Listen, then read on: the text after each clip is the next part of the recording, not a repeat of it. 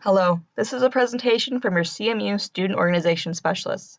In this video, we're going to look at OrgSync and how we can best use it for your RSO. The first thing you're going to do is take a look at your OrgSync page.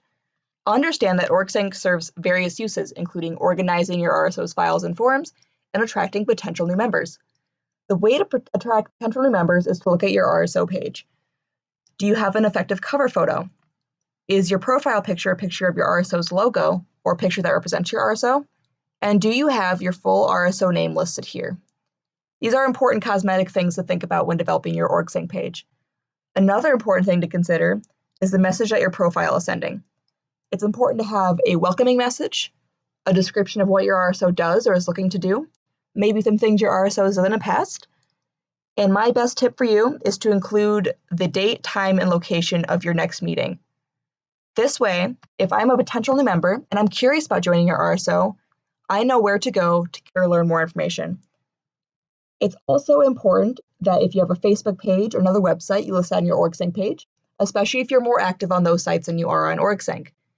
It is especially important to make sure that the names of your president and your vice president and their email addresses are the ones that actually serve for your RSO.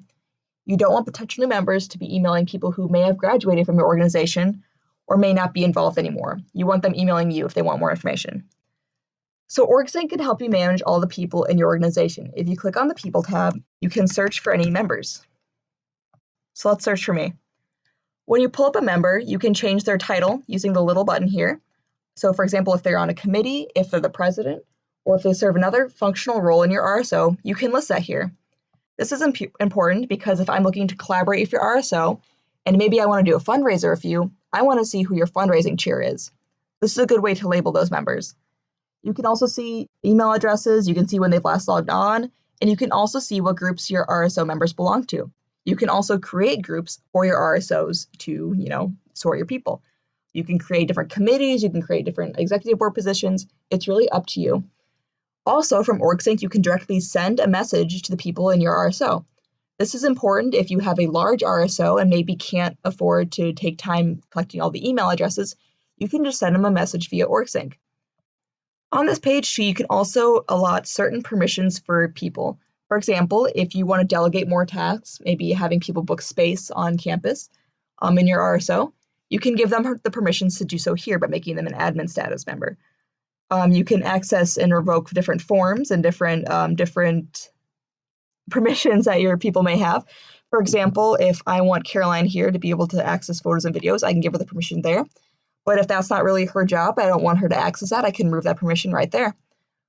This is important in order to give people more autonomy in what they're doing in your RSO and to delegate tasks. You can also look at the different memberships that your RSO members are a part of.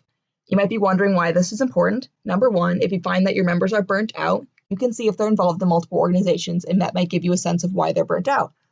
Also, this is important for collaboration. Let's say Student Government Association is looking to collaborate with RHA. If I look and see one of my members is involved in the Residence Hall Assembly, they might be a great connecting person to get me to collaborate with that RSO. So that's the People's tab.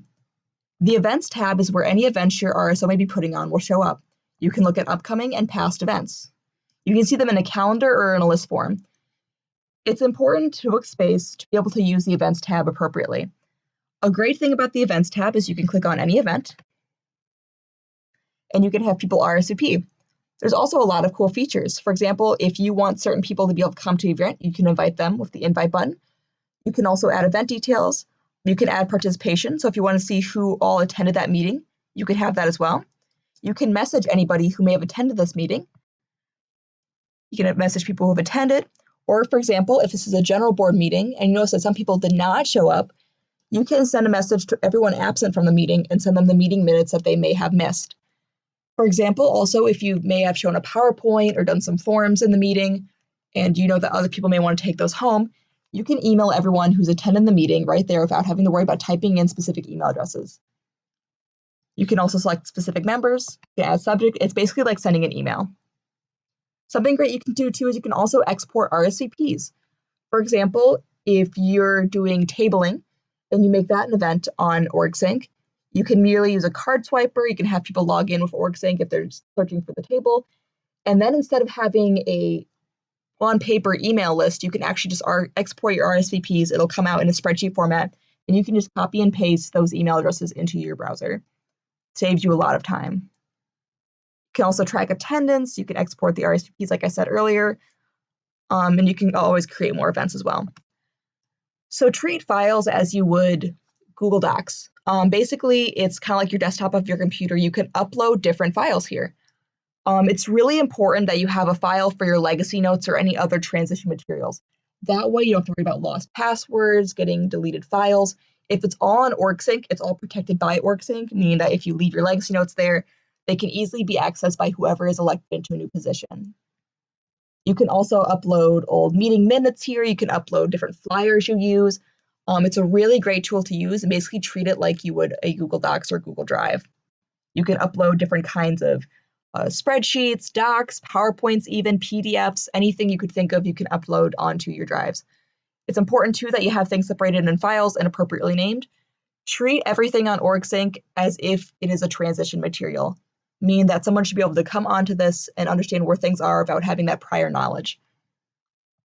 So Forms on OrgSync is pretty much like Google Forms if you're familiar with that software. If you want to collect information from your members, if you want to collect meeting minutes, if you want to do funding applications, anything you could think you need a form for, you can create with the Forms button. And that's very simple. Going on to Forms, you can go through, enter a form name, publish it, create different settings for it, if everyone can see it, or if only people in your RSO can see it. And you have many options, including paragraph, multiple boxes, just one regular check boxes, date, time, location. You can even have people upload files. So for example, if you're looking for a new marketing director and you want them, when they're applying, to upload some marketing materials they've done in the past, you can have an upload feature in your forms. Also, you can go through and you can see everyone who has, if you're an admin, filled out your forms. So if I'm clicking on Brett right here, I can see what Brett did in his office hours. And every form is customizable, so whatever information you need to gather, you can do on forms. You can also upload photos of your organization. If you have a Facebook page, you might use that a little bit more, but you also have the option here. You can also track the involvement of your members. So if you're the kind of group who likes to give out certain prizes or privileges to people who are super involved in your organization, you can actually go through and track people's volunteers hours, pending hours and approved hours. You can even look at certain groups in your RSO. So if I'm looking at just my senators here, I can filter who has the most hours in the Senate. So it looks like Shane's got the most, actually no, Caroline's got the most hours in the Senate. If you're looking for a certain year, you can filter which semesters.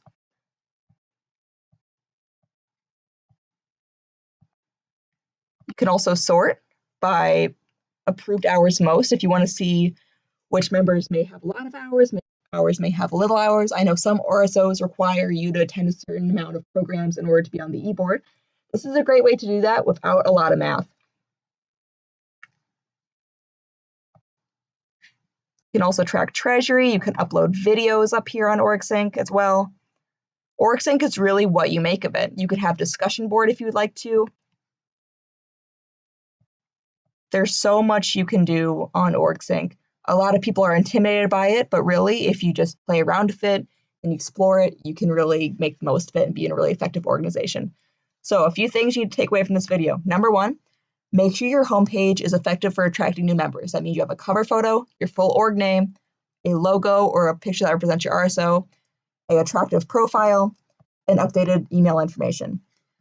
Number two, you can track your different people in your RSO, as well as see ways to message them and see ways to collaborate with other organizations using the People tab. If you want to book space on campus, which we have another video for that if you want to look at that, you need to be able to understand how to use the Events tab, meaning how to create an event, going through and maybe using your event forms. So playing around with the Events tab is useful as well. So treating files and forms like Google products is effective if you want to keep your RSO organized. And then the rest is up to you. Customize it how your organization sees fits. If you have any questions about how to utilize OrgSync for your RSO, please contact your student organization specialist at sai@cmh.edu, and we would love to help you out. Thank you.